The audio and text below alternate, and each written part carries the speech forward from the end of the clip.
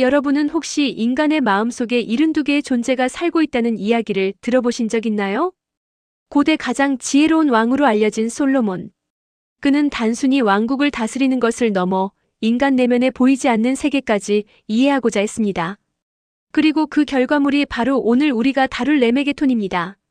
이 문헌은 수백 년 동안 금지되고 숨겨지고 오해받아 왔습니다. 어떤 이들은 이것을 두려운 마법서라고 불렀고, 또 어떤 이들은 인간 심리의 가장 깊은 곳을 들여다보는 거울이라고 말했습니다. 그렇다면 과연 이 책에는 무엇이 담겨 있을까요? 정말 초자연적인 힘을 다루는 주문서일까요? 아니면 우리 내면을 이해하는 심리학적 지혜일까요? 오늘 여러분과 함께 솔로몬 왕이 남긴 이 신비로운 기록의 진실을 파헤쳐 보겠습니다. 이 영상이 도움이 되신다면 좋아요 버튼과 구독 그리고 알림 설정까지 부탁드립니다.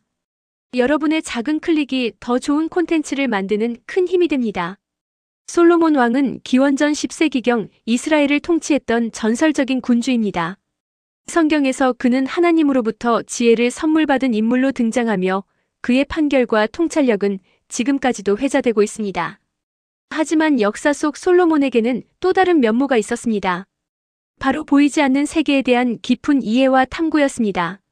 레메게톤 또는 솔로몬의 작은 열쇠라고 불리는 이 문헌은 중세시대에 걸쳐 필사되고 전해져 내려왔습니다.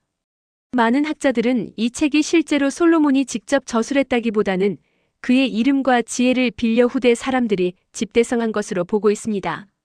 하지만 중요한 것은 저자가 누구냐가 아니라 이 책이 담고 있는 내용의 본질입니다. 레메게톤은 단순한 주문집이 아닙니다. 이것은 당시 사람들이 세상과 인간 내면을 이해하기 위해 만든 일종의 체계적인 지도였습니다.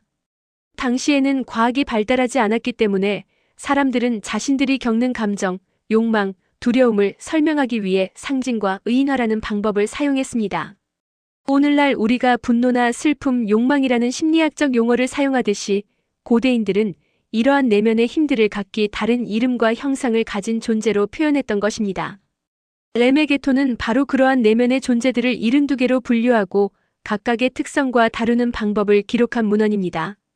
이는 마치 현대의 심리학 교과서가 인간의 다양한 심리 상태를 분석하고 설명하는 것과 비슷한 접근이라고 볼 수 있습니다.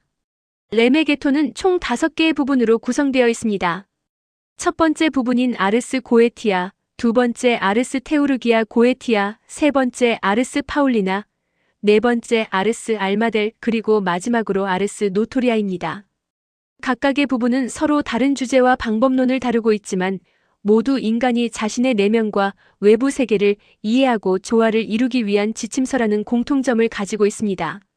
이 중에서 가장 유명하고 널리 알려진 부분이 바로 첫 번째 파트인 고에티아입니다. 고에티아에는 72명의 존재들이 등장하며 각각은 특정한 능력, 상징, 그리고 역할을 가지고 있습니다. 이들은 서열이 있으며 왕, 공작, 후작, 백작 등 계급 체계로 구분되어 있습니다. 예를 들어 첫 번째 존재인 바알은 왕의 지위를 가지며 보이지 않게 만드는 능력이 있다고 기록되어 있습니다. 이를 문자 그대로 해석하면 마법적인 투명화 주문처럼 들리지만 상징적으로는 주의를 분산시키는 능력, 타인의 시선에서 벗어나는 힘으로 해석할 수 있습니다. 실제로 우리가 부끄러움이나 자의식을 다루는 방법과 연결될 수 있는 심리적 개념인 것이죠. 또 다른 예로 아몬이라는 존재는 과거와 미래를 보여준다고 합니다. 이는 단순히 예언의 능력이 아니라 과거의 경험을 통해 배우고 미래를 준비하는 인간의 통찰력을 상징한다고 볼 수 있습니다. 이처럼 72개의 존재 각각은 인간이 가진 다양한 내면의 힘, 욕구, 두려움, 그리고 가능성을 의인화한 것으로 이해할 수 있습니다. 중요한 것은 레메게톤이 이러한 존재들을 단순히 나열하는 데 그치지 않는다는 점입니다. 각 존재를 어떻게 부르고 어떻게 대화하며 어떻게 조화를 이루는지에 대한 구체적인 절차와 방법이 기록되어 있습니다. 이는 마치 현대 심리치료에서 자신의 감정을 인식하고 수용하고 조절하는 과정과 매우 유사합니다. 현대에 들어와서 많은 심리학자와 철학자들은 레메게톤을 새로운 시각으로 바라보기 시작했습니다. 특히 분석 심리학의 창시자인 카를 융은 이러한 고대 상징 체계가 인간의 집단 무의식과 원형을 표현하는 방식이라고 설명했습니다. 즉 레메게톤에 등장하는 72개의 존재는 초자연적인 영혼이 아니라 모든 인간이 공통적으로 가지고 있는 심리적 패턴과 원형의 표현이라는 것입니다. 예를 들어 분노를 다스리기 어려운 사람이 있다면 고대인들은 그것을 분노의 영혼이 그 사람을 지배하고 있다고 표현했을 것입니다. 하지만 현대 심리학은 이를 분노 조절 장애 또는 감정 조절의 어려움이라고 부릅니다. 표현 방식은 다르지만 본질적으로 다루고자 하는 문제는 동일합니다. 레메게톤의 의식과 절차들 역시 이러한 맥락에서 이해할 수 있습니다. 특정한 시간에, 특정한 장소에서 특정한 도구를 사용하여 존재를 부른다는 것은 현대적으로 말하면 마음을 집중하고 의도를 명확히 하며 내면과 진지하게 대화하는 과정입니다.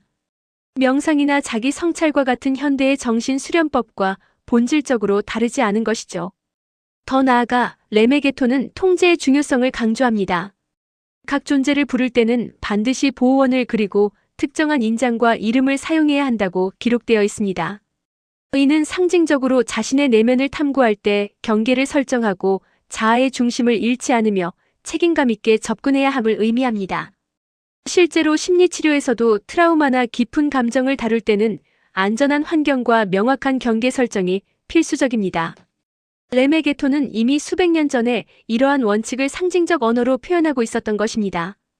결국 레메게톤은 인간이 자신의 내면에 존재하는 다양한 힘들을 인식하고 그것들과 조화롭게 공존하며 궁극적으로는 자기 자신의 주인이 되는 방법을 가르치는 지혜서라고 할 수 있습니다.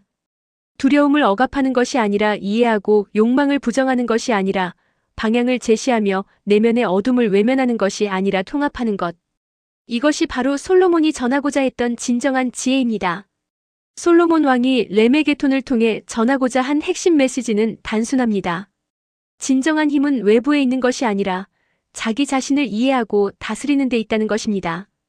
고대의 많은 지혜 전통들이 공통적으로 강조하는 것이 바로 이자기 인식과 자기 통제입니다. 그리스의 델포이 신전에는 너 자신을 알라는 격언이 새겨져 있었고 동양의 도가와 불교 역시 내면의 수련을 가장 중요한 가르침으로 삼았습니다. 솔로몬의 레메게톤 또한 같은 맥락에 있습니다. 레메게톤에서 가장 강조되는 것은 의지와 책임입니다. 각 존재를 부르는 사람은 반드시 명확한 의도를 가져야 하며 그 결과에 대해서도 책임을 져야 한다고 기록되어 있습니다. 의는 우리가 내면의 욕망이나 감정을 다룰 때도 마찬가지입니다. 분노를 표출할 때, 욕망을 추구할 때 우리는 그것이 가져올 결과를 생각하고 책임있게 행동해야 합니다. 또한 레메게톤은 질서의 중요성을 강조합니다. 72개의 존재는 무작위로 나열된 것이 아니라 명확한 위계와 관계 속에 배치되어 있습니다. 의는 우리의 내면 역시 무질서한 충동의 집합이 아니라 조화로운 질서를 이룰 수 있는 체계라는 것을 의미합니다. 예를 들어 생존 본능, 애정 욕구, 성취 동기, 자아 실현의 욕구 등은 서로 다른 층위에 있으며 상황에 따라 우선순위가 달라져야 합니다. 레메게톤은 이러한 내면의 다양한 요소들을 인식하고 적절하게 배치하며 조화롭게 통합하는 방법을 상징적으로 제시하고 있는 것입니다. 솔로몬의 지혜는 여기서 빛을 발합니다. 그는 단순히 힘을 얻는 방법이 아니라 힘을 올바르게 사용하는 방법을 가르쳤습니다. 지식만으로는 부족하며 그 지식을 지혜롭게 적용할 수 있는 분별력과 균형 감각이 필요하다는 것입니다. 이것이 바로 현대를 살아가는 우리에게도 여전히 유효한 교훈입니다. 오늘날 레메게톤을 접하는 사람들은 크게 두 가지 관점으로 나뉩니다. 어떤 이들은 여전히 이것을 문자 그대로의 마법서로 받아들이며 또 어떤 이들은 순전히 심리학적, 철학적 텍스트로 이해합니다. 하지만 어느 관점을 택하든 중요한 것은 이 고대 문헌이 전하는 핵심 메시지를 놓치지 않는 것입니다. 레메게톤은 우리에게 묻습니다. 당신은 자신의 내면을 얼마나 알고 있습니까? 당신의 욕망, 두려움, 재능, 그림자를 제대로 인식하고 있습니까? 그리고 그것들을 어떻게 다루고 있습니까? 많은 사람들이 외부 세계를 변화시키는 데에만 집중합니다. 더 많은 돈을 벌고 더 높은 지위에 오르고 더 많은 인정을 받으려 합니다. 하지만 정작 자신의 내면은 혼란스럽고 불안정한 상태로 남겨둡니다. 솔로몬은 이것이 본말이 전도된 것임을 지적합니다. 진정한 변화와 성장은 항상 내면에서 시작되기 때문입니다. 레메게톤을 통해 우리가 배울 수 있는 실용적인 교훈은 이렇습니다. 첫째, 자신의 내면을 정직하게 들여다보는 용기를 가지세요. 둘째, 당신 안에 있는 다양한 감정과 욕구를 부정하지 말고 인정하세요. 셋째, 그것들을 억압하거나 방치하는 대신 이해하고 조절하는 법을 배우세요. 넷째, 명확한 의도와 책임감을 가지고 행동하세요. 마지막으로 내면의 질서를 세우고 균형을 유지하세요. 이러한 원칙들은 수천 년이 지난 지금도 여전히 유효합니다. 아니, 오히려 복잡하고 빠르게 변하는 현대 사회에서 더욱 중요해졌다고 할 수 있습니다. 외부의 자극이 끊임없이 쏟아지고 정보가 범람하며 선택지가 무한한 시대에 자기 자신의 중심을 잃지 않는 것은 그 어느 때보다 어려운 일이 되었습니다. 결국 솔로몬 왕의 레메게톤이 전하는 가장 중요한 메시지는 이것입니다. 세상에서 가장 강력한 힘은 다른 사람을 지배하는 것이 아니라 자기 자신을 다스리는 것입니다. 가장 위대한 승리는 외부의 적을 무찌르는 것이 아니라 내면의 혼란을 극복하는 것입니다. 그리고 진정한 지혜는 많은 것을 아는 데 있는 것이 아니라 자신을 깊이 이해하는 데 있습니다. 여러분도 오늘부터 자신만의 레메게톤을 써내려가 보시는 건 어떨까요?